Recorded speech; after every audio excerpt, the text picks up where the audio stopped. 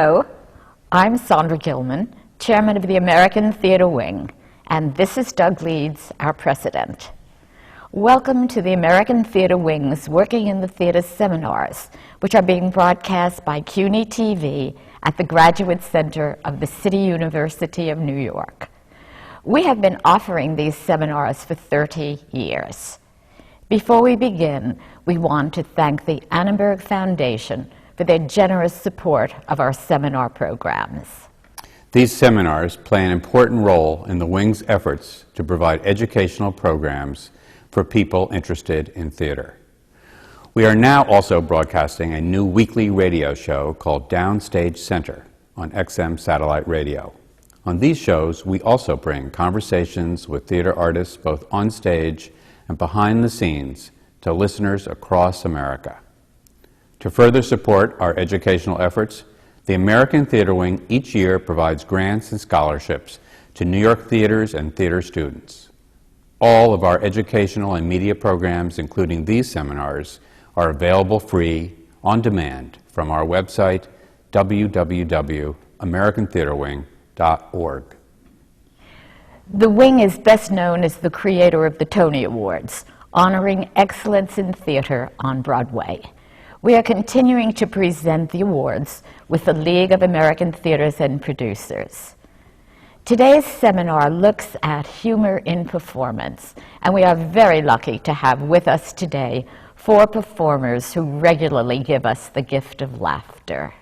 We thank you for joining us, and we are very pleased to introduce our moderator, television critic, Pia Lindstrom. Lights again.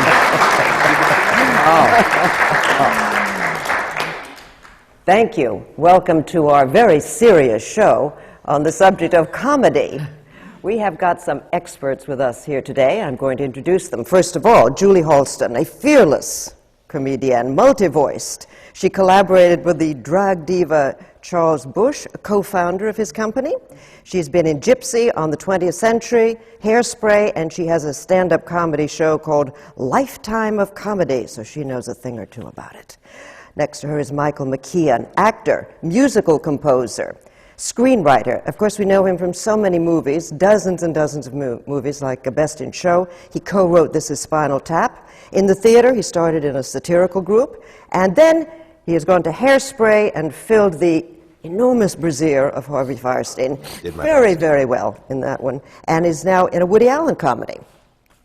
On this side, Mario Cantone, or as I know him, Mario Cantone. Saying Cantone. You don't like the Americanization. No, I want Cantone. Okay. You can Mario, have Cantone. Thank you. An actor and a comedian. He is extravagant, outrageous, everything from temper tantrums to personal anecdotes of his family. Which we're looking forward to. He was in Love, Valor, and Compassion, got wonderful reviews in that. Sex and the City, of course, and he has his one-man show, Laugh Whore. We'll have to discuss that. Judy Kaye, the fabulous, incredible Judy Kaye, with an illustrious resume, solo work, musicals, a Tony Award for Phantom, 4 companies of Fiddler, 5 companies of Jesus Christ Superstar, Grease, Ragtime, and now she's singing very badly on the New York stage. So I want to ask you, how do you turn a fabulous, commanding, magnificent voice into bad singing for humor? Well, yes, I am doing it on purpose. How do you do it? Well, first of all, the piece is called Souvenir, and it is a play about the relationship of Florence Foster Jenkins, who was sort of a New York oddity back 20s, 30s, 40s. She was a wealthy woman who thought herself to be a great coloratura soprano. She sang a lot, probably too much, some people thought. She gave concerts certainly once a year at the Ritz-Carlton, and they were very much attended by all the hoi polloi, and she sang terribly. So this is about her and her relationship with Cosme McMoon, her accompanist. How do you do it? First, you have to know how to sing right. I think that's really important, or you could hurt yourself. But I approach it every night the same way as if I was doing, Traviata or Mamma Mia. I don't know. I So you vocalize take a little the bit. comedy seriously. Absolutely.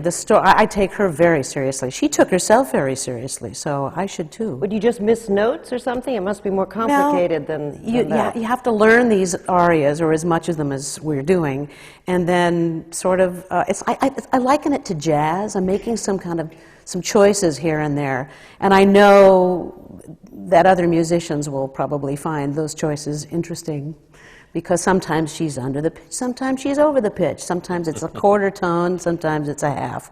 You know? So one of the qualities that I imagine comedians have to have is a good ear. You are multi-voiced. You're known for doing every kind of voice. In fact, I read somewhere that you said you were disordered in your mind with all these voices. Well, you have to be disordered to be a comedian, too, actually. Very dysfunctional. I actually have, my range is actually not that big, actually. Mm-hmm. I actually think Mario has a bigger range, but the range that I do have are very extreme characterizations, which I think is why people think I have all these voices. When I was working with Charles Bush, mm-hmm. And it comes down to what Judy was saying, in a sense, is technique. We did parodies of classic 1930s material. And Charles, was very good at this as well. In order to be a parodist, you have to, in a sense, know what the real thing was. You can't sing badly unless you can sing well. Uh-huh. Otherwise, you're just singing badly. Yeah, yes. What I learned from Charles, which was so great, is learn how to do it right. Learn how to really talk like one of those 1930s people. You see, you really have to do that really correctly. You understand, it's one of those kind of things. And you can't parody that correctly and accurately unless you really know how to do it well. And it is a technique. And so through those shows that we did, like Vampire Lesbians of Sodom, and The Lady in Question, and Theodora, She-Bitch of Byzantium, and all these great parodies. But I learned, through a gender-bender illusionist, as they're now called. Oh. We just call them drag. Yes, I thought it was a drag queen. Okay. You learned those techniques, how to really manipulate your voice. But you did a lot of listening, too. You must have watched a lot of old movies. I did that before 20th Century. Exactly. I would just soak in those movies all the time. And that was what I think was so genius of Charles, because I was a bad actress. I was at Halston University on scholarship, but I was a terrible actress. And Charles, I remember the first time I worked with him, the director, Ken Elliott, said, I heard him in the kitchen, he said, she's terrible. and Charles said, I know, but she's very popular. We'll have an audience. And that really is the truth. That's verbatim. But, if you have a good ear and if you have sensibility, you pick it up. And I learned very quickly, because Charles was such a good teacher. And he said, I'm going to give you a stack, of 20 movies. And plus, as a kid, I watched them all. Helen Broderick and Eve Arden and Roz Russell. And I literally just immerse myself. And you have to mimic it. And it may not be inherent in you yet, but if you mimic enough well, and then it becomes a part of you. Well, if you watched those when you were a kid, though, then you loved them. Yeah, and I did get the rhythm then. Yeah. Yeah. You do a lot of impersonation. Yeah, some of people. Not this morning. I just got up. I can only do Bacall today. Can you be yourself?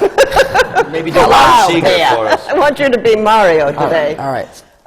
Do you call it mimicry, or what do you impersonate? What is? I don't know. Do you hear the voice? Yeah, some of them, some of them are more studied than others, where I have to really study it to get it, and then most of them are just.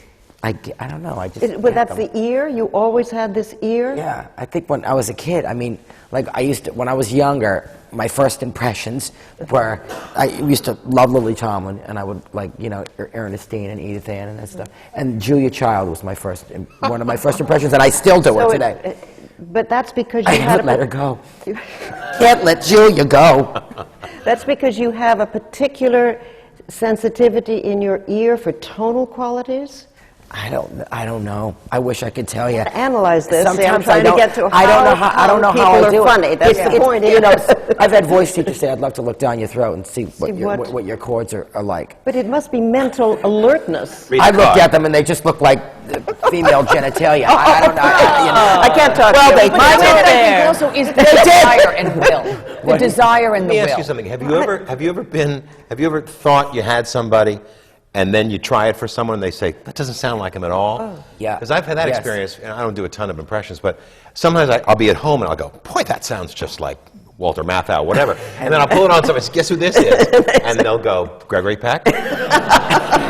And it's just, I hear it one way. It's like hearing yourself on a tape recorder for the first time. But your humor isn't like that. You don't do Like what? the mimicry. I think of you doing a more of kind of an affectionate, playing a little bit under. Is that Well, not correct? I don't know about affectionate. think of you Ridicule can be affectionately. affectionate. Well, I am an affectionate guy.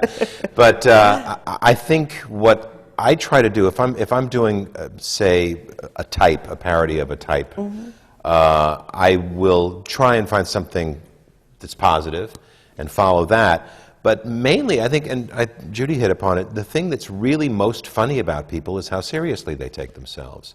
So if you're doing someone, I did this film Best in Show, and we were these guys who loved their dogs and loved showing their dogs, but it wasn't the end of the world if they didn't win.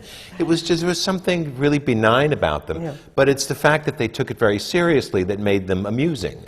And of course, others in the film, like the Parker Posey and Mike Hitchcock, that couple.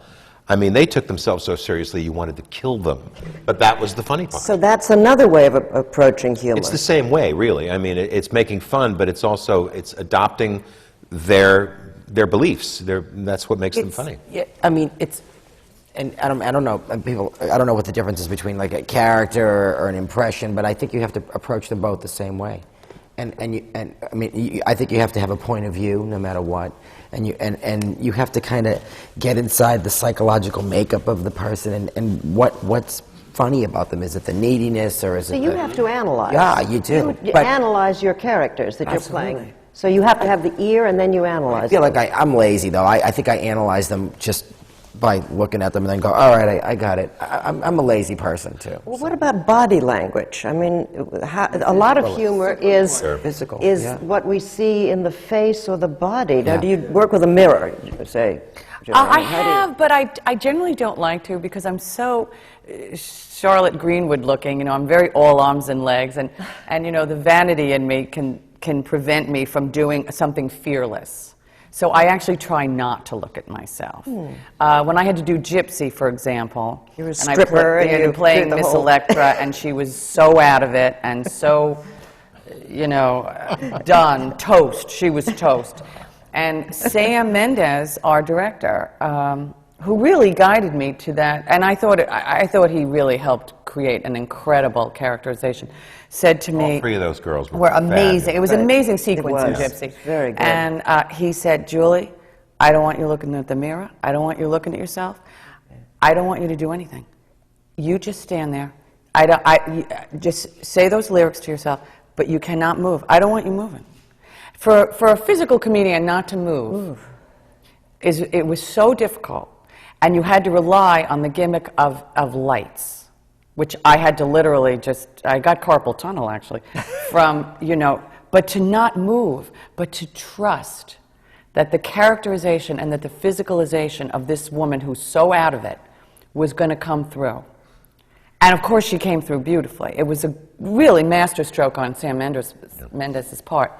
But I think we all of us, physically, you do have to give over to what you're going to commit to, you know? You have to feel like them. I feel like when Yeah. I get it, I'm like, I feel like them right now. I Yes. feel like I don't even look in the mirror and go, You look in the mirror, I think you could screw it up. Yeah, It- it's it- like- it would Unless make you you're- subconscious. Unless I you're look in the playing mirror, a but person never who when looks I'm at trying himself to in the do it. mirror a lot. Well, there, yeah. No, I mean, that- some people don't like to do that.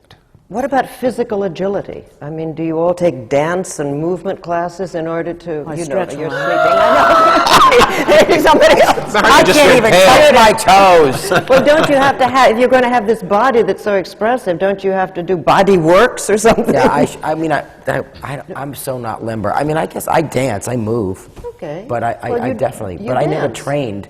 I just kind of did it. I trained for a long time. You trained? Yeah, I danced a lot. She's But disciplined. I was see that. disciplined at one time. Well, she has a Tony. She has a Tony, that's why. Well, Discipline. But then there's a time that you put it aside. You know, you do all the work, you do all the preparation, then you put it aside, and you just embody. You know, make an attempt at embodying this person and believing totally. And it's really I wonderful. You said understand giving embodying, over. That's but you exactly also have what to it make is. them funny. So when you say, I want to make a character that people will laugh at and show something in the body, how do you go about I finding think it takes that? care of itself. I think if you know, unless your director's a complete idiot and has blocked you doing clever things with your body, then it's not going to, you know, that is at odds with kind of the way. It's just a matter of conversation, getting it narrowed down. Does a comedian need a director? You Oh, yeah. already Yeah. prepared. You all need I a do. director. You need a third eye. Oh, yeah, Everybody I do. needs a third Absolutely. eye. Somebody Yeah, I out do. front. Really? Because I thought you do so much of your own work yourself on I mean, finding it's this voice and the It's still movement. collaborative, though. It is, especially. I mean, and I've never done stand-up. I couldn't begin to do that. Yeah. But in a play, I mean, you're relying on the other person so much, and you're relying on that eye, that person who's got the entire play in front of them. You know? Well, the difference is stand-up. That Yeah, both of stand-up you is a little are different. by yourself. I don't So have now a director you're- for my stand-up, but I have people that I trust, or Yeah. one person that I trust, that watches out for me a little bit. But also, you're with that audience so much that it's almost like they're directing you. Yeah. It's like, oh, that didn't you're work tonight. hearing You know, you're hearing. Yeah. But as far as a show goes, I need a director. Especially as an actor, I think I really need a director. Well, right, because there are other people. Yeah. But when you're only playing with yourself, so to speak, Yeah. you're there. I didn't. What kind of a say- show is I told you not to work blue today. I do find when I was doing a lot more of my own stuff, I actually didn't have a director for a number of years, but I would go over to Charles's, or I'd talk to my husband, and you know, he was actually a good editor. And he'd say, "Oh, I think you can get to that joke a lot quicker." You know, I have again. The like with husbands Mari- can be good. My husband is very good, actually, and he, you know, the few times where I would venture to be a little raucous, as they say, my husband. It was so funny. He was like Edgar Rosenberg. You know, I used to call him Edgar. You know, he'd say, "Julie Halston doesn't work blue. Get that out. Get that out." But it was so interesting because he knew the persona very well. right. And you have to have a persona. It's like what Mario says, what we've all talked about, point of view. My persona, when I do my stand-up, is that I'm a sort of grand diva, you know. Sort of a nicer version of Joan Crawford, sort of. But and it was very interesting because the one time I would find myself getting a little more raucous or whatever, didn't work. And he was absolutely dead on. So I think it's always good to have a third eye, but I didn't have a director for my stand-up. But if I were to do a one-person show again, which I hope will happen again, I would definitely have a director.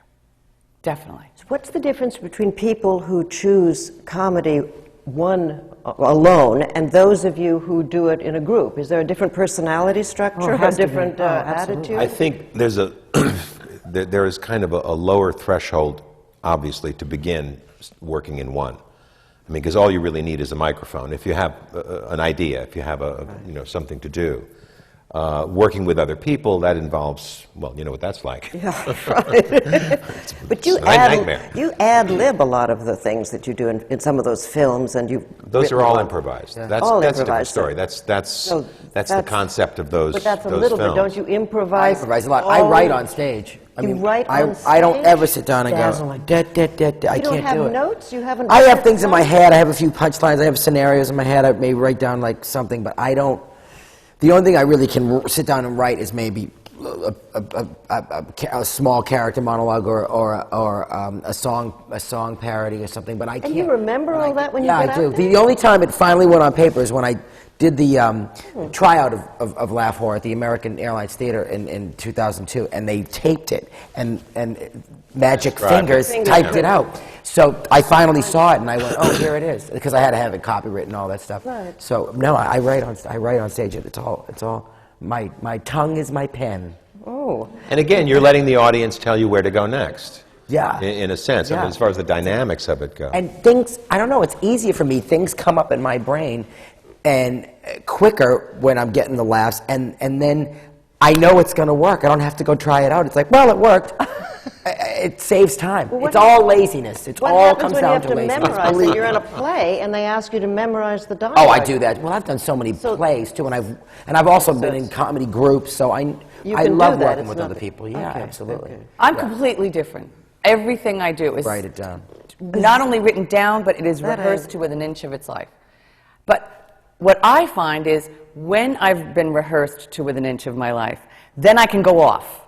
You go off. I do go off. But you have the structure. Well, I have the structure. You have the structure unlike to Mario, hang because on to. Mario, well, it's just a different personality type. He is, I think, so fed by the audience, whereas I'm so fed by the work. You see, it's a little different. It's true. So I am so fed by the rehearsed bit that I know works. So when I do that, then if I know it's working, okay, then I can go off a little bit and I can veer off, but then I know I can get right back on track. Whereas you kind of take it into a whole nother thing. And I hate rehearsal.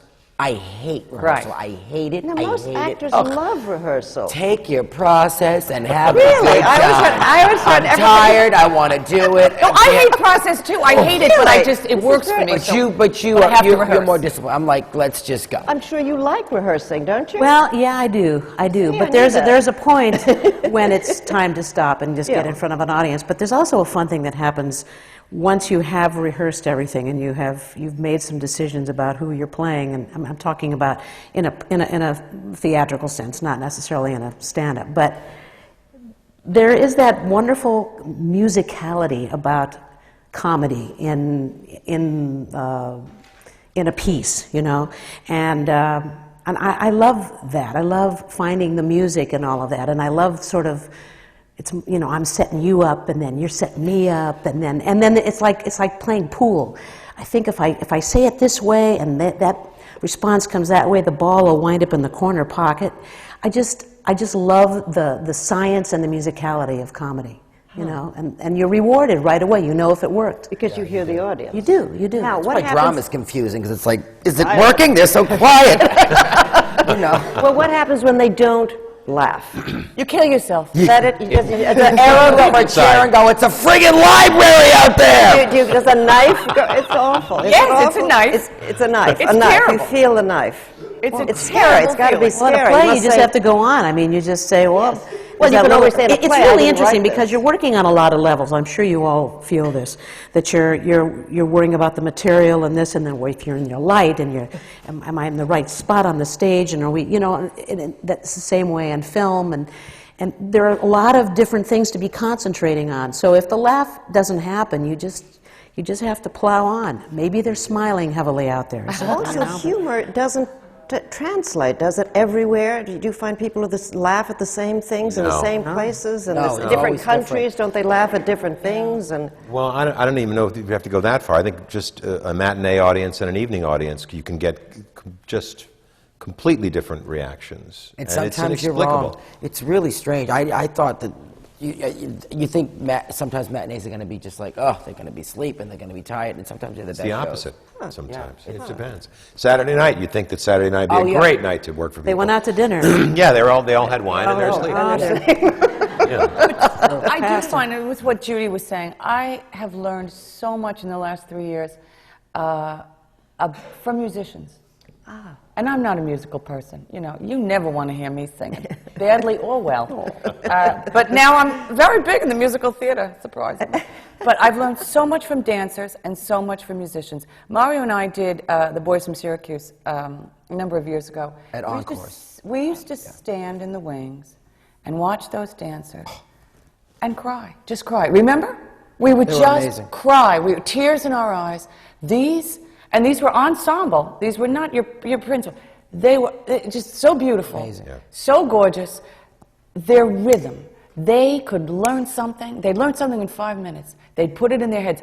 Me, I'm writing. I'm writing down kick Phenomenal. left. It's a phenomenal. It's a very different wave in their brain. And then to hear someone like Debbie Gravitt and Debbie Grant, Rebecca Luker sing, it was doing like, Sing you for Your guys Sucker. are crazy. Brought down Brought the down house. the house. We're back there sobbing. That We was had- an amazing experience. It was an amazing experience. That really was. But I learned so much about comedy from musicians. You cannot miss the beat. You have to say it. Well, it doing is Hairs- musical. I think it's comedy is musical. Right now doing Hairspray, there's a bit that I'm doing at the very end of the show. If I miss 1 second of that beat, the joke is gone. Which one? Yeah. It's something we've added. Oh, It's well, a- it's I a- don't know anything it's- about it. it's- yes, it's the very last moment when Prudy meets seaweed for the very Yes, first yes. time. We've added something. I'm not going to give it away. Okay, don't, 'cause I'm just gonna But come see it. it's bills, you see. And if I miss it for 1 second, that laugh is not going to be as big. And that's a music thing. It's also totally. pitch. I find, like in a joke, if there's a certain word that I shout out or yell out or yelp out, if it doesn't reach that pitch, I don't get. The The laugh isn't as big. So it's like, intonation, it's pitch, definitely rhythm. pitch. It's very For me, musical. it's a Yes. lot of pitch. Have you ever gone? mathematical, Yeah, he too. did it. First chest pounder I hit here. my chest. The first Celine. Do you ever have that moment where you for some reason you go a little crazy and you put a total opposite spin on a joke just to see what'll happen? And sometimes it kills. Yeah, And sure. it's inexplicable, and you'll never find it again. Yeah. You'll have to go hunting again, freehand. That's odd, but that's like. Then it's like it's half dance and half sport because you're getting something from the audience that you're throwing back that you didn't expect it and they don't expect it, and then you got to laugh there, Yeah. but you Oh, can't yeah. rebuild that again. You can't count They on say it. it is said that there's only one right way to get a laugh Not true. in plays. Not I mean, true. I've heard that said, but Absolutely. you I don't can agree you with can that. you No, can that's take yeah. you can take a left turn and find something totally new and surprise yourself. That's right. Absolutely. I read a review of the play you're in. It was said that you have this great facility for the punchline.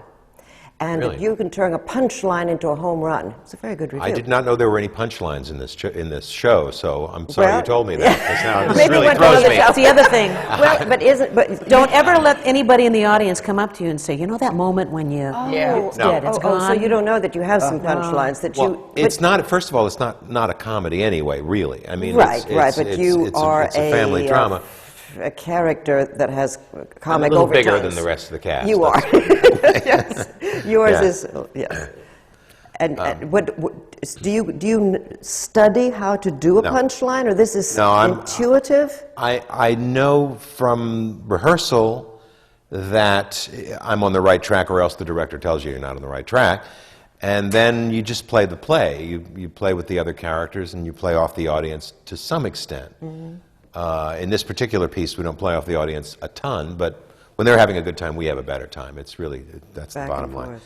But it's just how the scene is going. Just the scene plays itself, and That you do have to listen to the audience. You have to have that other ear Yeah. back here somewhere because you have to ride the laughs. If you're doing a comedy, you have to know when to come in with the next line. And I've been thrown with the piece that I'm doing right now again and again because they keep surprising me where they're laughing. Because it's different all the It is. time. It's always different. And sometimes if we have people who know music out there, they laugh in different places than just people who are just coming to this, uninformed. And I'm really having to learn how to modulate this whole thing. It's a process. When we're talking about audiences, I was wondering if it's cathartic in some way for an audience to hear material like yours, which is sometimes very naughty. Yes, you it do is the naughty naughty. stuff, you I do the do naughty not- bits. Yep. And if you are, in a certain sense, saying and up there on the stage things that we in the audience might think or feel, but we can't. And have you ever thought about, or do you feel a reaction between you and the audience? When it's naughty? When you're doing the naughty stuff? Well, you know what? That's why I call the show Laugh For, to keep Yes. away the squeamish. Because I don't want people thinking I'm going to be singing Joan Baez tunes. So we're warned. Well, that could An be funny, evening with Mario. Ma- That would be funny. Yeah, an evening with Mario Cantone. And now some hymns. So, No, it won't be that, but- No, but that's why I call it that. But I was saying about matinees, I was like, I told Showtime producers, I said, it's not a matinee show. You're crazy to do it. People are going to be walking. I have 80-year-old women that wait for me at the stage door that have come back, that are like, they're laughing. They're some of the best shows of the matinees.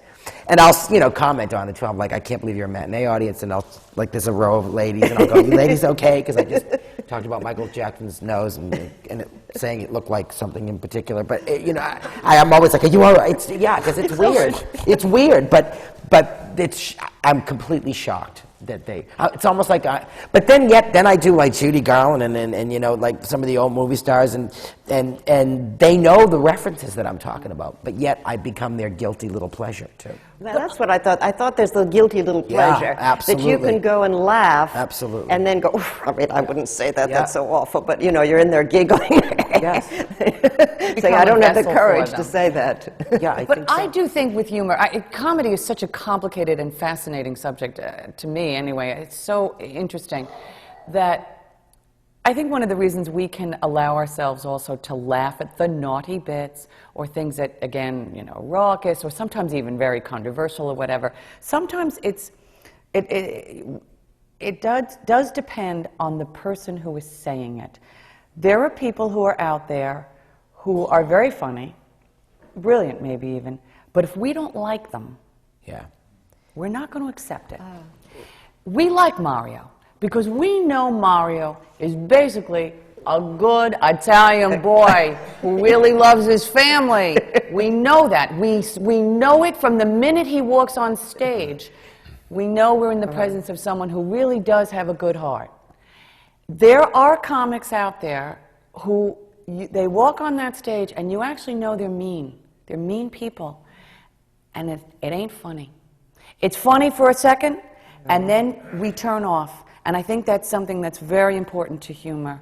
If we really ultimately don't like you, because audiences are, you know, we don't like to say this, I think, because a lot of times you like to blame an audience. You know, oh, what do they know? They're stupid, whatever. Audiences are, you know what? They are like children and animals. They know. They know. do know. They do know. And a bad person, even, I'm sorry, with humor particularly, you'll turn off. Well, you've brought up the subject, of course, of the underlying hostility that exists in much humor. Many people have talked about that. Do you feel that humor is fueled by anger? Well, mine is, yeah. I have a lot of anger, I think. But the other side, and I said this last night to my stage manager, you know, inside I'm a raging bitch, but I can't do that to people. I can't do that to people I work with. I feel too bad. I can't. I'm not like, get me that. I can't do it. I just can't. I will not slap my dresser. I can't out. Instead, like, I play on it. So you've channeled you know, it. I goof around. Like, I'm like, you know, I'm like, I'll come in and like, do you want some tea? Do you want the throat comfort or the Royal Vitality? I'm like, don't you know what I want? I want the Royal Vitality, you know. But I'm goofing around. But I can't be mean. And I feel like I want to be sometimes so bad. But I think I get it out on stage. I think, you know. Well, then let's go back a little bit into our past. Let's go to the past. Does it help to have, for example, an odd family? Does this fuel... It doesn't hurt. Yeah. Is that to fuel your comic? I think it helps. Does that help? I think it helps. It's helped me. Oh, yes. Hey, boy, my family was completely useless. I mean, Useless. they were wonderful, and they were all very funny. Oh, they were funny. Oh, they were okay, very so- funny, but I don't, there was nothing particularly funny about them. They're not quotable. I mean... But I mean, was there something in their odd, different personalities that you began to see eccentric behavior? No, my sister taught me how to write jokes. She was three years older than me, and she just had this... We were watching the Disneyland show. It was the Walt Disney show used to be called Disneyland. Sweet. And it comes on, and the sponsor was Peter Pan peanut butter. And I made some comment about, you know, well, geez, Peter Pan, it's a Disney movie, and the peanut butter. I wonder if there's a thing. You know, I was 6, and she's 9, and she goes, yeah, next week it's Alice in Wonderland cheese. And that was the first time I saw anyone write a joke before my very... It wasn't a great joke, obviously, but it was still... I said, Trying. oh, look at what you did there. So, you know, but as far as, you know, fodder for material... Not fodder for material. Not good. Your family they was write, fodder for material. My family writes for me, and they don't even know it. Okay, so you have... Because I've heard It's that a big part of it. people say that, you know, if you want to be a writer, you have to pray that you come from a dysfunctional family so you'll have good material. Otherwise, I don't know is if that that's true for true for me. comedians? Do you need... My father is a pediatrician in Phoenix, Arizona, and a very funny man. He's funny. Okay. My father and my uncle both were singing waiters in the Catskills. They channeled all of that stuff into their practices. You know, my father will wear the funny shoes and you know. Okay, so you had That's you royalty. were in tune with a little of that humor. Swell. It's really swell. Totally. Yeah. 2 members of the Avon Comedy 4. Oh, okay, vaudeville so you could hear the rhythm. Fabulous. Did you hear the We said rhythm of fabulous at the humor? same time. I was just going to ask Michael, are you good in math? Oh, God. No? No. No? Because so many of my musician friends, because music is very mathematical, are very good in math, and they did not come from dysfunctional type families, but they're very funny. And when you said, oh, my sister wrote a joke, I was just curious to know if they had a sort of structure in their head, because I do have friends who are very funny, not coming from, an anger-based kind of situation, and yet they're quite funny, but they're very structured in their thinking, and they're very mathematical.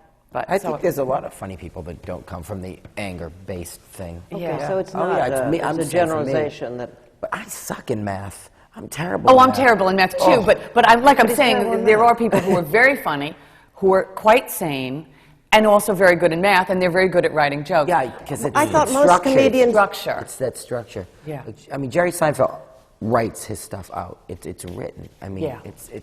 and he's probably good in math.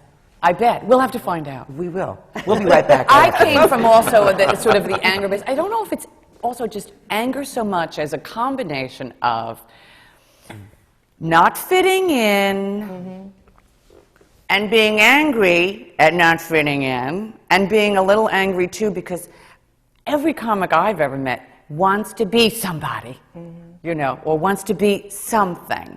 And they have this kind of push-pull relationship with the world, which is, I want something, I'm not quite getting it. I want something, I'm not quite getting it, so I'm going to have to figure out a way in, kind of. Because Mario and I have talked about this. What would we be doing? If I was just an actor, I think I would have been screwed. If I was just an actor. And I started out as just an actor, but I also did stand-up when I was really young. But I don't know, I knew that's what I wanted to do. And I knew I wanted to do it, and I loved doing it, and I also knew that's your way in. It also you were works good against at you. it, too. It also works against you, because then they think you're just that one thing. Yeah, you're just we've loud. had to battle that for a long right. time. So But in this culture now, aren't the people who are able to write their own material, who do stand up, they're the ones that are fronting sitcoms and things, I mean, that's where it's coming from, isn't it? Yeah, but not- if you but- want, but not me. us. If you want to sit down and write, if you can sit down and write a HBO. screenplay, yeah. I mean, there's a lot of comics that can, like, you can write. Right, can you sit write a down lot. And you compose That's- music. I'm Now, so- so this is very interesting. Does I that... can't write a screenplay or a sitcom. He I writes don't know how to and do that. songs and Yeah, but screenplays. most of the screenplays that have my name on it were largely improvised anyway. I wrote a film called The Big Picture with Chris Guest, which is Christopher's first film. And that's the only formal screenplay I ever wrote. Everything else is just And then you did the writing music. sketches and bits and stuff. You wrote a whole lot of songs. Yes, always have. Last one. And you always have. Always have, yes. I actually wrote a screenplay with a friend of mine, Paul Coates, who's actually a manager now for many London actors who are like big deal. We wrote a screenplay, which I don't know, I still think it's funny, called Dog Food. You gotta laugh. But anyway, it was interesting because we sent it to DreamWorks. It was a number of years ago, and they sent us back, and I always respected them, a very detailed account of what was really good with the screenplay and what was not working. And I was so respectful of that they really took the time. I mean, Dog Food, Julie Halston, Paul Coates, what? But we got and it was so helpful to me. Just Good for them. Yeah, for the structure. Usual. What they said worked, and again, I never wrote another screenplay after that. But I learned a lot from my own new bits and my new comedy, the structure and stuff like that. And it was very helpful, and it helped me think that again, I'll do it. Well, there are people who work at kind of at a mid-level or lower level at any big production outfit or studio, and they're very good at what they do. Yes. And their job is to their job is to get a scoop, is to find something amazing that's going to set them up, it's going to kick them upstairs. And they do it by being serious about what they do and being smart at it. People who read novels and cover them. Right. There's some amazing writing in the coverage. Yes. Very perceptive stuff and those are smart people, and they're gonna do something, or else they'll do something else. But I was just very grateful. Yeah. Because it was my first ever attempt at this. I mean, we just did this as a lark. I was out in L.A. What are you doing?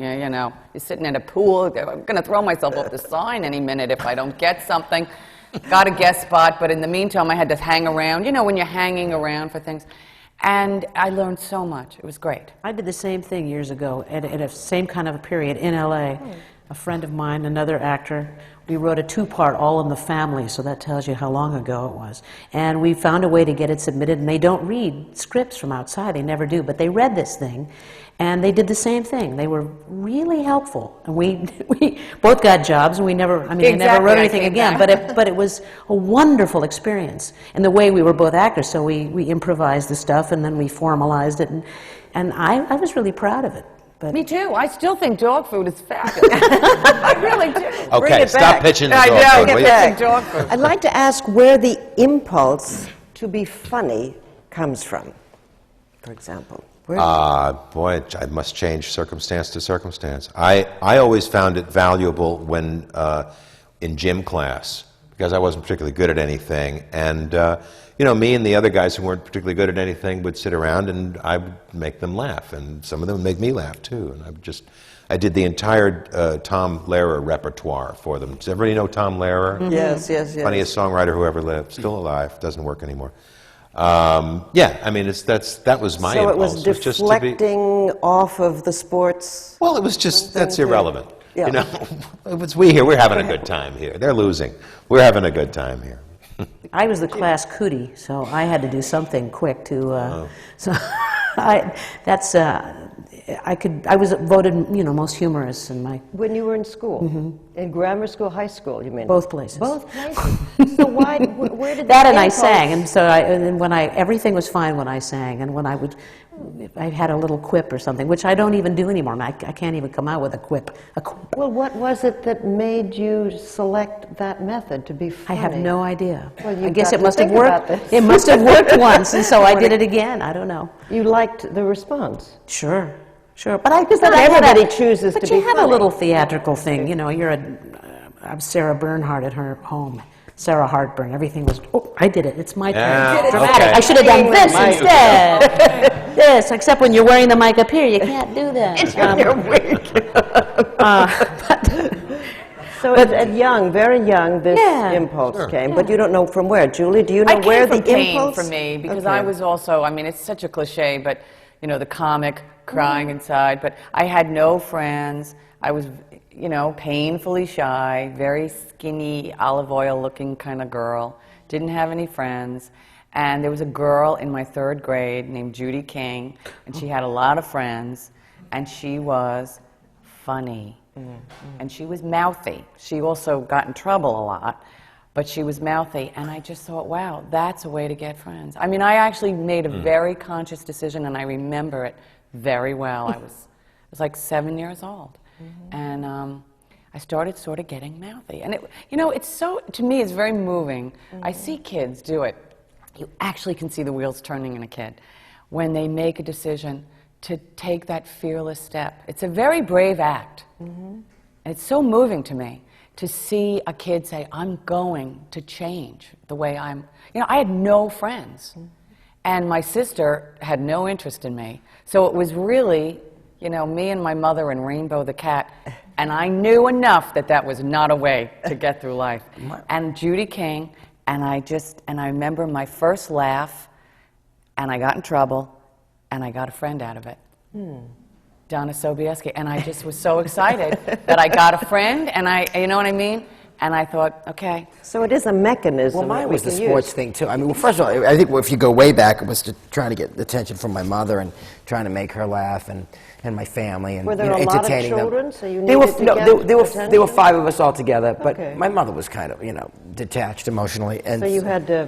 she basically scared the shit out of me. But That's what mothers are supposed to do. But I try, you know, you try to get that attention. And then in school, I was the big class fag. You know, I didn't play sports. I would get made fun of. Did you use? So it was they made definitely- fun of you. Oh, brutal. Yeah. Okay, in junior so- high, and then in high school, it all shifted because I was like, look what I can do, you bastards. Look what Okay. I can do. And then I became like this thing in high school that, my God, I would pick my roles. I'm playing that in the spring musical. Don't tell me. And I was much more difficult in high school than I am now. I believe you. You've matured. The edges are softening. Yeah. Ouch. Well, no, I mean, humor, it's interesting where humor, this impulse to Well, it's all make people laugh. I think we've decided it's all about empowerment to some extent. Yeah. It made us all feel better. It made us all feel stronger. Also, if you're funny and you're dealing with someone who's not that bright but has a few things that you'd like to point out to them, you can point them all out to them and they'll laugh and not hit you. And they'll maybe actually be improved. I think it's a very benign thing. I wonder- Also, when you make people laugh, it makes them live longer. That's right, they say that. Total- no, They say it's that. absolutely It's good true. for something. Well, I wonder if comedians are quicker-witted than dramatic actors. We won't tell them we're discussing this. But you is wonder it if they're possible? If dramatic actors... What do you mean? What? Let's start again. Quicker. Well, maybe not. It was a theory I had. If we're quicker? That maybe that comedians are quicker mentally, listening more, responding, rather than actors who are accustomed and trained to be dramatic actors. Depends on who the dramatic actor is. Yeah. There's some very quick there- dramatic there are. actors. Okay, There are so some that my are- theory is aren't. no good. I I don't thought think you all were quick- smarter. quicker-witted, it might be needier. Needy. That's another Okay. idea. I'm Oh, just well, throwing out. Yes, yes, we're just You know, exploring this. I think you're right, Mario. In this, I know some dramatic actors who are as smart as they come. Yes. I Oh, okay. wouldn't. And quick. And quick. I wouldn't. Why say do that they? necessarily. I still never understood why a lot of dramatic actors, or historically, have said that comedy is so much harder that they can't. They seem to feel that they can't do it. Because they're having trouble doing it. And I don't think it's harder. You don't think it's hard? Well, what's that famous actor's joke? Who the actor's Death is dying easy. in bed, Comedy dying Dying is is easy. easy. Comedy's hard. Comedy's hard. I mean, I don't know. I think that's just a confession of inadequacy. oh, okay. And it's not a big deal. I mean, geez, I saw Albert Finney do stuff I'll never be able to do. You know, I'm not crying myself to sleep over it, but I'll do what I can do. You know, I have no idea. It's much harder if you have no facility for comedy. Right. Then it is much harder. If you're But, a you know, literalist, I it's ain't never very going to play difficult. Hedda Gabler. You know, well, No, what? you might. I might, and I think I actually could bring something. But the fact is, you know, I But they mean, might laugh at you as soon as they you came might, out on stage. but it might be necessary. It might have been really a laugh riot.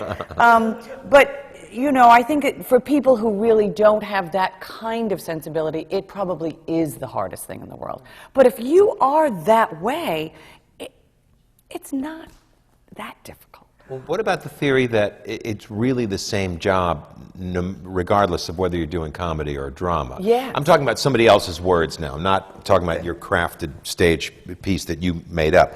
But if you're doing a comedy one night and you're doing a repertoire and you're doing a drama the next night, it's still the same job. It's to find out what your character is after and to go after it.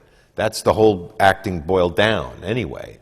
And I think with comedy, you maybe listen to the audience a little bit more. But we just said you need rhythm. You have to have. You have to have the rhythm comedy. for drama rhythm. too. You have to have You drama, really too. no. You have to have rhythm for drama. Did anybody see Eddie Izzard do Oh, yes. Joe Egg Yes, last yes. year? Hey, It brilliant. was a Yes. phenomenal performance. Yes, yes. Very, very funny and heartbreaking. Right. And it didn't not work as a drama for 1 second. But was could it be all- the other way? Could it be a dramatic actor who tries to do comedy? I wonder if they would Depends on the have it that. depends. Who knew that Leslie Nielsen was funny until somebody cast him in Airplane? I know. That might be He's a bad dramatic actor. That might be harder. If they're a dramatic actor. Yeah, well, maybe who are that's your why they say heroes? it's harder. I mean, who do you admire in the comic world? Well, when I was, I mean, I loved Lily Tomlin. I loved Robert Klein. I lived for him. Steve Martin and Richard Pryor. Those were my big four. Yeah. When I was young, those were and then today, you know, I mean, I so admire your troupe, Christopher and you and all you guys. Pass that along. Just stunning. I actually work. just watched Spinal Tap just recently again, and hilarious. you know I've seen it 6, 7 times, you know, and I thought, oh, you know, because you know you come home from the theater, you can't quite fall asleep, and So you watch my movie and you fall started asleep. laughing. No, On I at 3 started- No, I'm very flattered. No, darling, I started laughing. They have Ambien now, too, you know. In case I'm not on. Was it a I just was so engaged once again. I just found myself laughing. I couldn't get to sleep because I was laughing so hard, and I was still there, and then I had to take the Ambien. But it was, you know, it really, you are so brilliant and so good, and it's so real, and that's what makes It really is. the company and you, particularly, I think you, Thanks. I'm actually breaking you out of the company because I love them all, but you're so committed. It is 110% that you're really believing, that you said it. What do I want from this? What do I want from this situation? What do I want from that other person? But you just said something good, that comedy takes that kind of commitment for it to work. Yeah, you can't absolutely. be wishy-washy No, about you it. You cannot That's go why part clowns way. aren't funny. Right. Clowning is not funny. Yes, Comedy explain comedy that. is fun. Well, because clowning is self-consciously. It's like, oh, here comes the funny people. And of course, you know, 10 minutes ago they were just hungover old men, and now they're just wearing whiteface and it's not funny.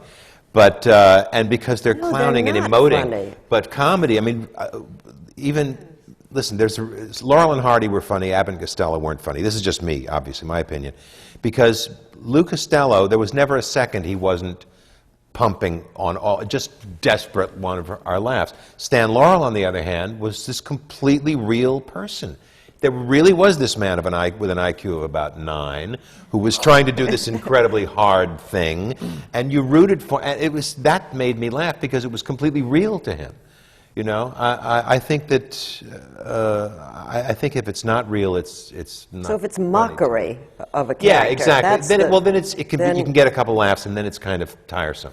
But if there's a performance that from start to finish you completely believe it, as outlandish as it might be, then that's a good comedy performance to me. There are, what are the 3 C's? Is there clarity, confidence, and Cookie. commitment for Cookie's comedy? funny. Well, I'm sorry? Cookie. Never mind. Cookie. That's- I was But thinking Chianti. What was that? The Sunshine Boys? If it's got a K Yeah, in it, it's clarity, funny. That's funny. confidence, Right, right. commitment. But those are very true. The other thing about comedy is that we have to hear it. You know, it's also, and you have to see it. So whenever, you know, you do your own show or comedy bit or whatever, you always hear comic actors say, "Bring the lights up, bring the lights up." It's very vaudevillian. And one but other it's very C, true. cold for comedy. Cold for comedy. There can't you be go. hot. The audience cold for Yeah. comedy. Yeah. That's the What idea. does that mean, cold? Well, they The say you audience don't has want- to be cool. Yeah, if the house is too hot, people will not laugh. What? True. Sure. It's No, really true. You know what Letterman Never- does? I mean, he makes it a 58. deep for you. I degrees never Letterman. You heard cannot that have before. people that are sweating. They don't laugh? No, And they'll go to sleep. They're hot. Even they're not great gonna for laugh. drama, I find a hot No. house. You know, it's, Well, Joan Crawford liked her set at 58 degrees because it kept her skin tight. It was another reason, but still. But if we can't hear it and we can't see it, we're not going to laugh. No, you don't hear it. You certainly don't laugh, and you can't see it. But I didn't understand the part about what did you say? Courage or Well, clarity. clarity? So we have to Right. hear it. Okay. Commitment. Commitment. So it's that 100% kind of thing. And confidence. And that Confidence, particularly, we know this from the stand-up world. The minute you smell someone's nervousness or whatever, you're done. So what do you do if a little perspiration comes? Well, if you're jumping just- around, you can get away with a little sweat. Okay, but if you're standing still, flop and you're sweat, still- that's it's- not good. Yeah, it's not good. If they sense you're afraid, they don't. Yeah. Because the audience becomes uncomfortable for you. Yeah, you really have to get up there and not care. You have You know, to the funny care, thing but you is, have to not flop care. sweat is always 58 degrees. Everybody know that? No. It's true, yes. Audience is nice and cool, but Yeah, you're yeah. 58 degrees up here. Yeah. I mean, you can turn it into something. If you are nervous or whatever, I have seen comics and comedians certainly turn their nervousness into a persona. Yeah, sure. You know, and a confident persona, you know, well, listen, Woody Allen certainly made a career out of it. Right. But that's a very confident act. It Well, was a confident fearlessness- act years ago. Fearlessness impresses you right away. And then it's like, okay, go ahead, But you take can me. relax. Yeah. The audience Yeah. feels confident, and so we dare to rest. Right. Well, tell me a little bit about your backgrounds before. What did you do before you became funny professionally? Well, I actually was not interested in stand-up at all. It came out of, I was working on Wall Street.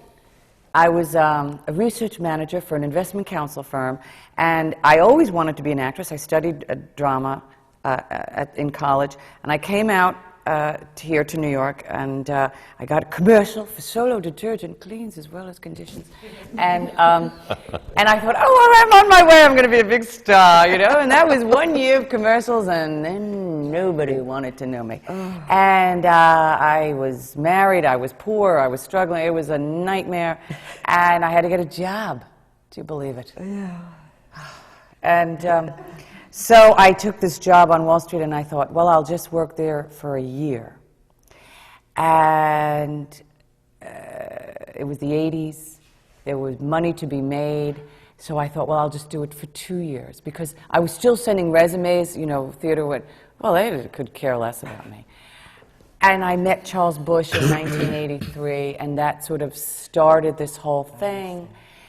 But I actually stayed on Wall Street while I was doing Vampire Lesbians of Sodom because I wanted to be vested in the pension plan, because when you're lower middle class, you need the profit sharing. So I was literally working 2 different lives. Oh, gosh. And what happened was, and it really is still to this day so fascinating to me, somebody did an article about our company, and it appeared in the Times or the People it was something. And my boss came in and said, is this you? Are you a vampire lesbian? He said, I've just recommended you for the MBA program. I thought you were going to be a chartered financial analyst. And I said, I can't add or subtract. What are you talking about? And he said, you know, we've invested in you. You know, it was really a scary moment. Gosh. And I called Charles, and I said, get the wigs ready. I'm leaving. October 1987, the market crashed. That's right. I went out, like right on a banana peel. So literally, it was a wild thing. But I had this double life for like 6 years. Oh, gosh. But you know what? The money, dare I say, helped me become an actress, because I never did have to, you know, work that waitress shift, or you know what I mean. So it was a very circuitous, strange route, but it did help me. What did you do, Michael, before you discovered your talent? Oh, I don't remember back that far. I know. I always want. When I was, I think, 11 or 12 years old, my father took me to see Stanley Holloway's one-man show. Stanley Holloway was, of course, My Fair Lady. He did this one-man show of music hall songs, which was his background. And I just thought it was the most amazing thing. I said, that looks like the best job in the world, and that's what I wanted to do. I wanted to, you know, to do that kind of thing. So all the rest of high school and everything, I did plays in high school, and I played guitar, and I wrote songs and everything. And I went to Carnegie Mellon. At that time it was called Carnegie Tech, for 1 year, and then I came here to NYU, did 2 years at NYU. And then I went out to LA, and I started working with this group called The Credibility Gap, which was David Lander, who later became my partner on Laverne and Shirley, and Harry Shearer, of course, a satirist and member of Spinal Tap and that gang. And we did news on the radio. We did satirical news on the radio, and that's what we did. That's where I kind of learned how to write sketches, and we'd write songs. It was rip and read. We'd go up to they had a news wire there, and we'd rip a story off, and we'd read it, and then we'd make fun of it in some way, either a sketch or a song or whatever. And that's what we did, and we kind of evolved that into a stage act. And then eventually I started getting TV work, and then that's kind of what I did, and, you know. You said you were funny, I know, in high school, but what did you do, anything between high school that period? Well, I went to college. I went to Emerson College, and there was a group called the Emerson Comedy Workshop that Dennis Leary was one of the heads of. And I got in there my freshman year. We were like a sketch comedy troupe, and it was like the hottest thing on campus at the time. And I got in there my freshman year, and that was a blast. See, that was almost professional. It was Dennis and Eddie Brill and Lauren Dombrowski, who's one of the executive producers on Mad TV. And it was a good group of people. And then I did some stand-up in the Boston area here and there. And I think I waited tables for a month near Faneuil Hall, and it was like, I was ridiculous. I had personality, but I couldn't hold a tray. So I was like, just give me the tip, because I'm really likable. So, smash!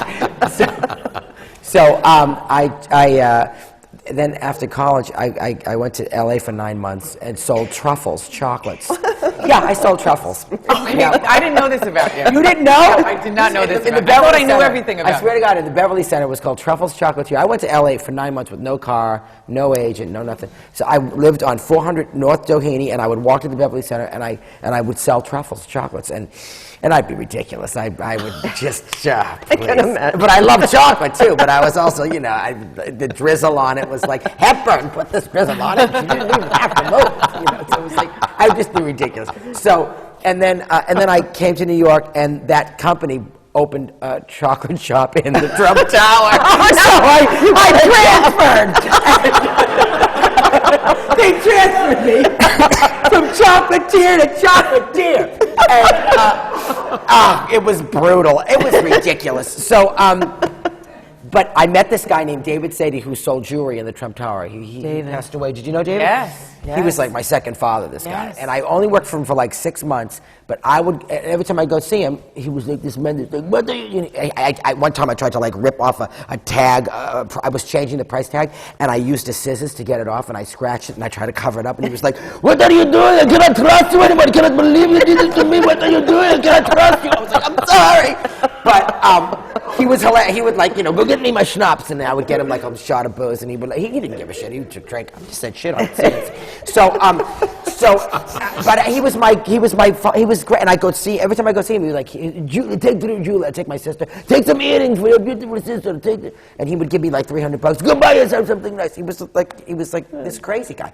He was an Iraqi Jew. He escaped from Iraq when he was a kid, when he was 11. He was an amazing guy. I loved him to death. So I worked for, that was my like last job was besides comedy. And then I said, David, I gotta go do this. I think I got a movie. I got a movie called Beer that I was cut out of, and then I just started doing stand up. And a lot of stand ups would like go and you know go on the road, and I would never do that.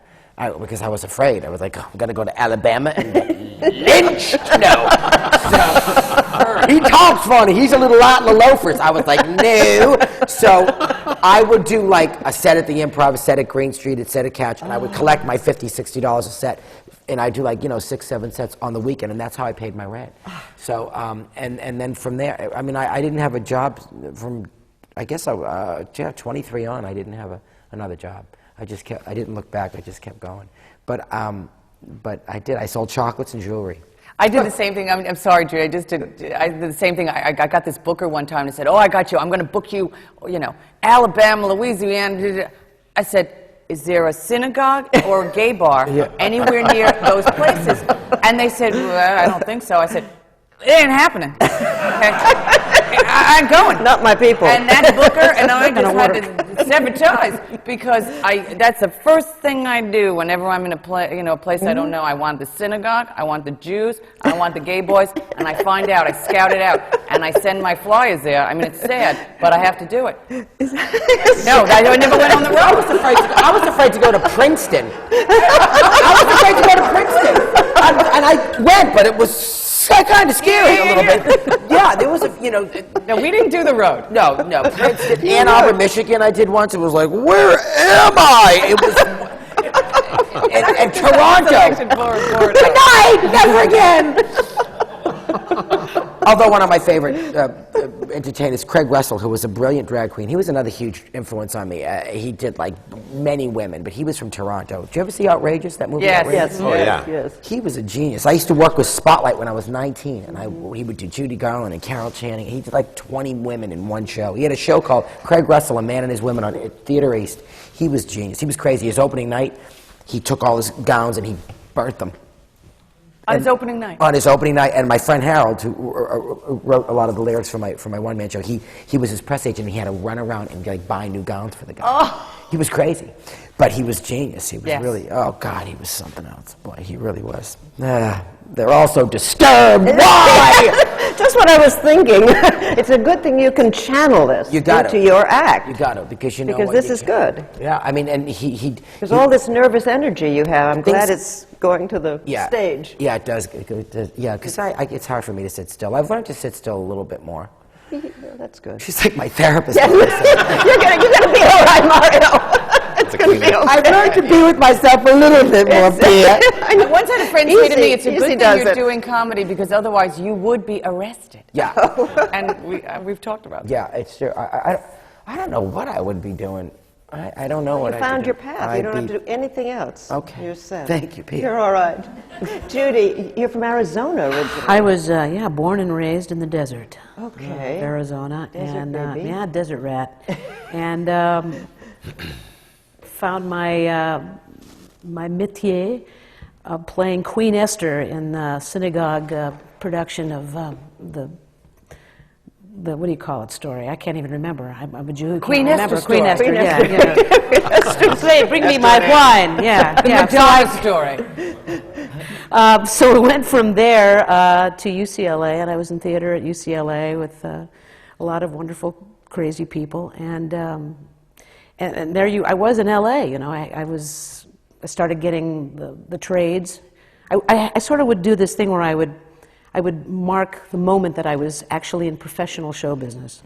When I first went and bought my first variety, I said, now I'm in the business.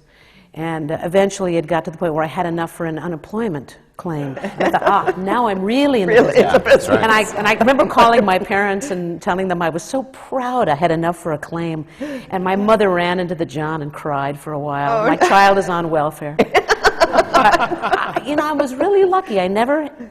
This is hard to say, I never had to do anything else but what I do for a living. I mean, I've had years where it's been not as good as other years, but I never had to wait a Because you table. went right into Charlie Brown. I did. They found I got you, that. or- Yeah. Well, I went to an open call. I didn't And have you an just agent got it, yet. right? I had just gotten my equity card the summer before at a theater in Anaheim that is now a church. In fact, it became a church right after I played it. Across from Disneyland. I closed a lot of theaters. I think around the city they should be worried that I'm here. Yeah, I did Lucy Van Pelt, and I got it on the open call. And that was sort of the beginning of my life. It's not as exciting, but it's... How are you at auditions? I always look upon auditions as an opportunity to get up and do something. I've got an audience. So You're so healthy. I usually enjoy it. Watch this. There are times when I enjoy it less. But if you walk in the room and you see, if you can make somebody smile a little bit, then I feel comfortable. So you're good But if with they're sitting auditions. there and they're like, this at me, then I get a little nervous. But How are you at auditions? I'm okay. You're okay at auditions? Okay, You don't have a panic? John Lovitz told me the best thing about auditions, because he books everything. I mean, he's just a funny guy, and everybody loves to use him. But he says, I always say the same thing at the end of every audition. I say, well, think it over and let me know. Think it over. And it's like, it's just, you're kind of stating the obvious in such a sweet way, and then you leave on a laugh, So I'm like you. I think of it as another opportunity to, and sometimes it's impossible. Sometimes you get somebody who's just like not going to laugh no matter what you do because they hate actors anyway, and you're the 19th they've seen since lunch, and but they're even more fun because then you don't care. Then it's sort of like, well, I'm obviously not getting this. How can I make some fun of this? So. This is very good. How about you? Are you the same way? Or? I've been a dreadful auditioner for many, many years. I would say only now I'm enjoying it. And Mario, I think, can attest to this with comics. I think we bring a lot of pain and anger into the room, perhaps. But I think only now, because I am finding my stride and having some success and feeling better about things in life, I'm enjoying the whole process. But for many, many years, it was just painful. It was terrible. I was not good at it. It's a miracle that people have stuck with me. I was like a queen baby child, stamping, and it was not good. It was not good. Now I'm enjoying it. I'm very much like what you're saying is, I'm enjoying the process. I like it. You know what I mean? I'm actually enjoying the situation. Well, Pia, now we come to you. I sucked at it, and I still suck at it. And so that's why you do your own I show. am the worst. I can't, unless something's...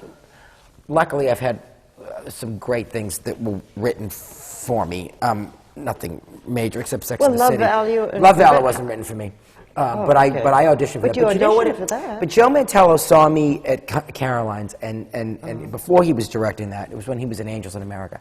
And when he did Love Valerie, I went to see it, and he called me up, and he said, wouldn't you be great in that role? And I said, well, yeah, I'd love to do that role. He said, well, Nathan is leaving and to do Birdcage, so I want you to come in and audition. He spent an hour with me. It was like he nursed me in front of the Manhattan. But those Theater are good Company auditions when you get for some an hour. feedback. Yeah, well, but he's, you know, and then I left, and then I came back for another hour, and then they tortured me for a week and a half, and then they finally said, you got the role. But you know, I mean, the Violet Hour, Richard Greenberg wrote me that part. He wrote me that. The Sex and the City, that was written for me. It was written yeah, for you? that Really? Michael Patrick King wrote me that. If I had I'm horrible. And in the sitcom thing, I can't crack it. I've auditioned for 1 million sitcoms. I've never tested for one. I'm hellacious. I can't do it. I just can't do it. I just can't do it. I auditioned And for I Sex hated and the it. City a million times. I would never be on that show unless Michael Patrick King wrote Bitsy von Muffling. That's the reason we got on those shows. They liked Oh, they You're a liked better what you did, auditioner and than then me. they wrote it for But you. I auditioned for Sex and the City a million times. Nothing. I never, and I just went in that one time, but I waited for him. I knew the third year he was like, I wrote you something. I was like, okay. But there was an audition, a musical audition I auditioned for, and Paul Gimignani, who was the musical director for Assassins, who I know very well now, but it was Wise Guys, that's the Stephen Sondheim thing, which is called Bounce now. Yeah. And I went in an audition for it when it was Wise Guys. I forgot the words. To have to sing a ballad in front of a table with his 3 people is the most embarrassing, uncomfortable, horrifying thing that it's stupid. They're barbaric. They're a horrible thing to have to do. It's like, and that's why, and it's not like I'm like, hey, I'm Mario offer only Cantone, because I'm not.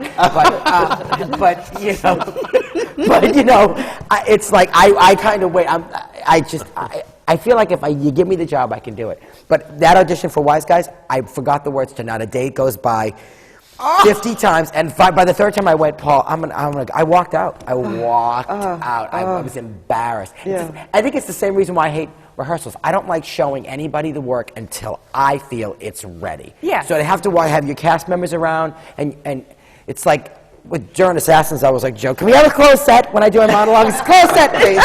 Keep everybody out. It's embarrassing. You feel uncomfortable. I think that's the bottom line. It's very naked. Oh, it's weird.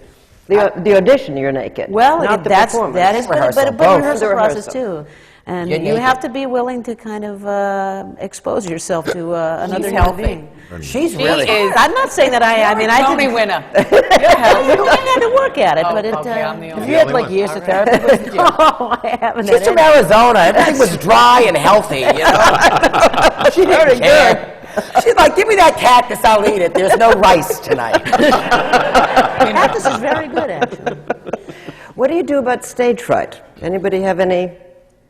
Judy, do you ever have stage fright? Have you ever had stage Pretty fright? fleeting moments of it, but it's usually about.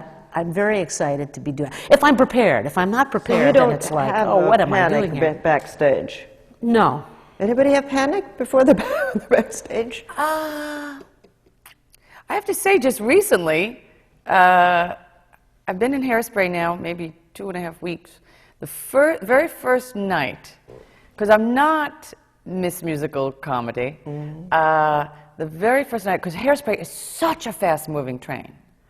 You know, it's not even like Gypsy, which is a huge musical, but Gypsy has a sort of, you know, darkness and languor to it. Hairspray, you're moving. There's 35 people coming at you, and if you don't know that dance, particularly at the end, you're going to be killed. And I think my very first night, I wouldn't say panic, but there was a sort of otherworldly thing. There was a sort of, I mean, at one point I did sort of feel my stage manager kind of pushing me, you know what I mean, a little bit. You know, get out there. It was a little like, you know, Mama Marisa. Rose, you know. Marisa? Yeah, Marisha. Yeah, Yeah, Marisa. Marisa. Because you Marisha. did Hairspray, So, of yeah. course. Yeah. I mean, when you had to get into all that stuff, Yeah. did you ever have a moment of nervousness saying this is not... No, I just wanted it to be good. You know, it's just sort of, you just know, you can see 2 hours into the future.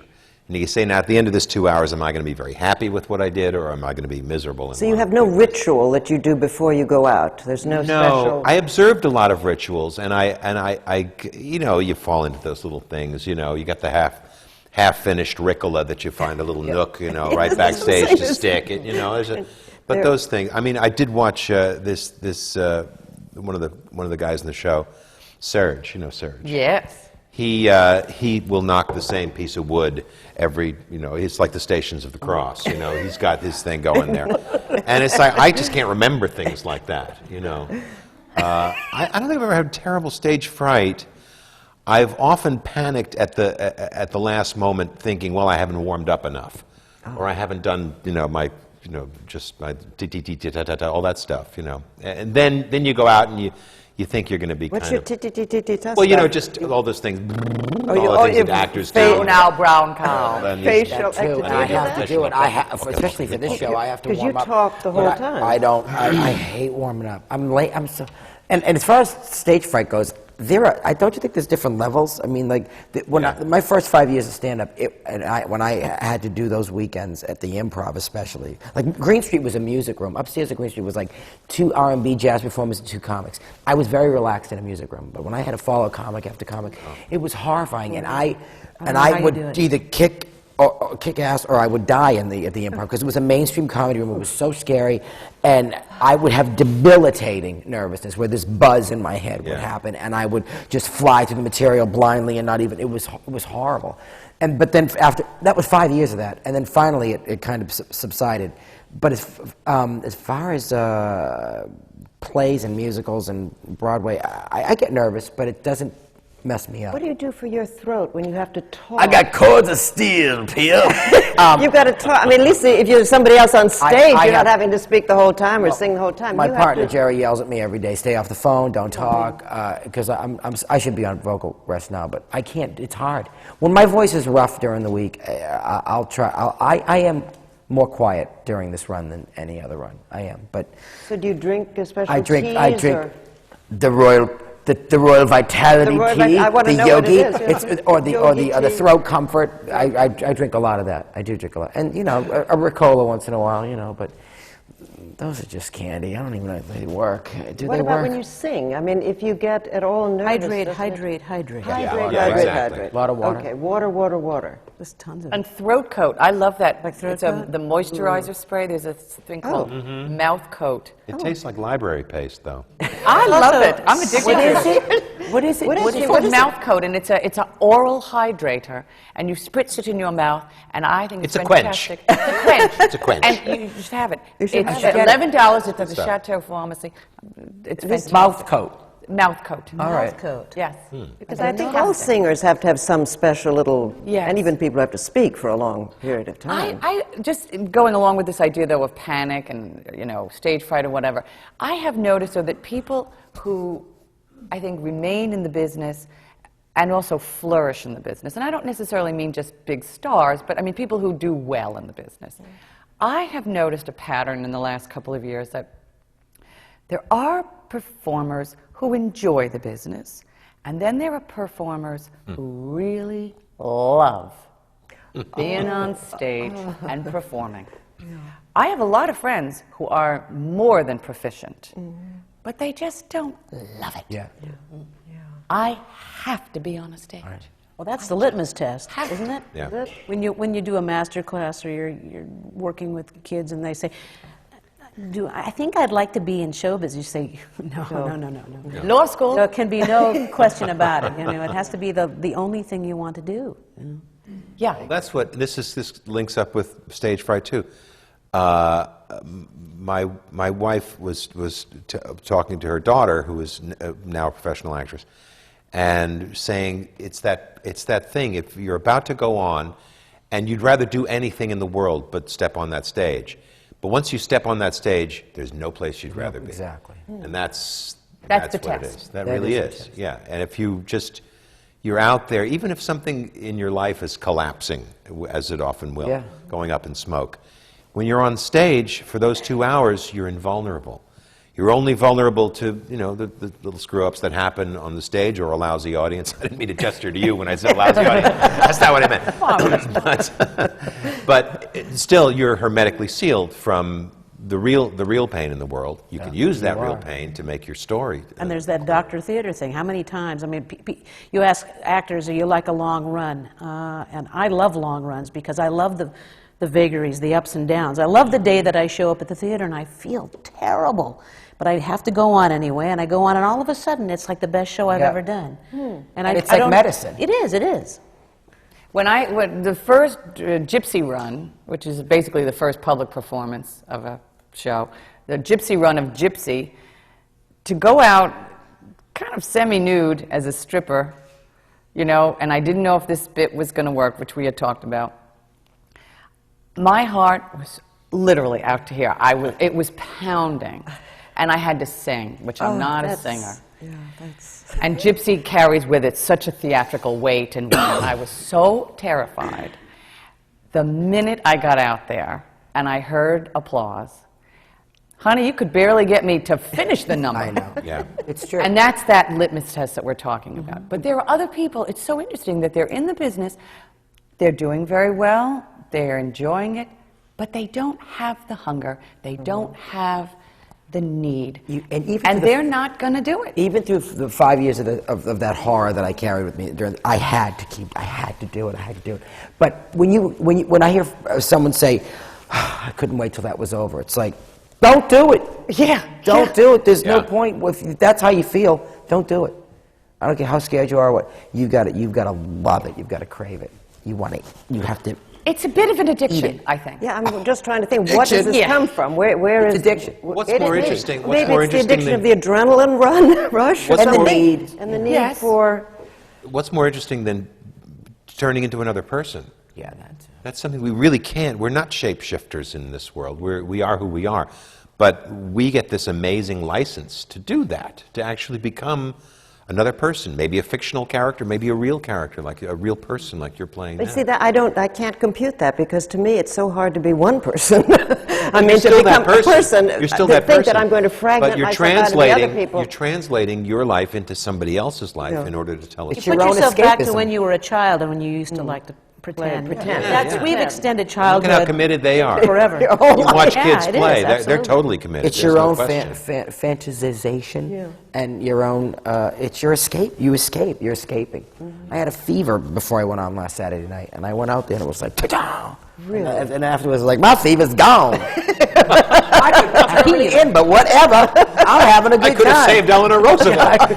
And I do think, too, actors are so, I just adore actors. I think actors get such a terrible rap. There are certain celebrities, of course, that, should be in a state hospital and whatnot, and some are. But the actors I know are such a great combination of, very low self-esteem and very high narcissism. But it's a very strange blend. It's a very strange blend. But the thing that I love about actors, if they're not in state hospitals and rehabs, is that they have a lot of fortitude. There's something so moving about people who say, look, I know I've got ego this or that, but I believe in what I'm doing, and I believe in this piece, and I believe in this community, and I'm going to go out there every night. People pay this money, and I'm going to give them this. You know what? That's a noble profession. And I think we've gotten away from that because of this sort of strange cult, celebrity, popular culture, whatever. But it started, in a strange way, as a noble thing. And, you had a fever. You went out there. It feeds you, but it feeds them. You're giving a gift. The actors I know are the most intelligent, most fortitudinous, Giving. generous. People. There's still nobility in the business. We have Paris Hilton, Britney Spears. What did they do? You're laughing at her Wait Until Dark was excellent. She was awesome. She was a little young for it, but it was excellent. Well, like Take this back your panel. leg. I mean, look at this panel. Yes. Look at these people. These are people Experts. I've admired for years. It's exciting for me to be with Judy Kaye. I've loved Judy Kaye, for a long time. She's incredible. Thank you. Mario, I've known for years.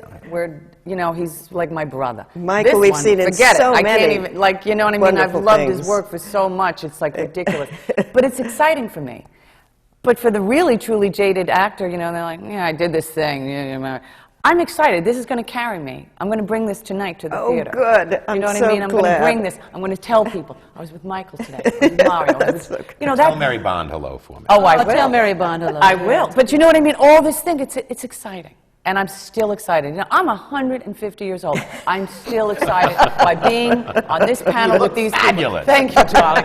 But you And know what I mean? and new projects fuel you too. Like you're in, Exactly, like I've got, exactly. you know, it's like it heightens you when you're not. You'll doing probably anything, all you're work like- together again Well, in when I some went to Mario's way, opening, no? I could barely get through the first 10 minutes because my husband and I were just crying. Oh. Because we were so excited to see Mario on that stage. I mean, I'm getting all verklempt now. But I mean, when Harvey opened in Hairspray, I could, you know, he's a very dear friend. I could barely get through the first 10 minutes. I was beside myself. When I got Gypsy, Mario, well, you also called me, but Harvey was so verklempt about my getting Gypsy, he had to call me 3 times because he was crying so hard. I mean, that's very moving stuff, and that's the kind of thing that fuels people. We keep going. Thank you so very much. We've That's come it? to the end of our program. Oh, my And I God. wanna And I'm thank crying. Hit your chest And you one time. finished. I know. Don't cry. There you go. Let's all hit it at the same time. It's very good. Thank you. I learned so I love much. you, Tim. Oh, Say it's Halston. lovely. They love each other. These are our comedians. Weren't they wonderful? I've learned so much. Thank you so very much. We're coming to you from the Graduate Center of City University at New York. I'm Pia Lindstrom for the American Theater Wing. Thank you.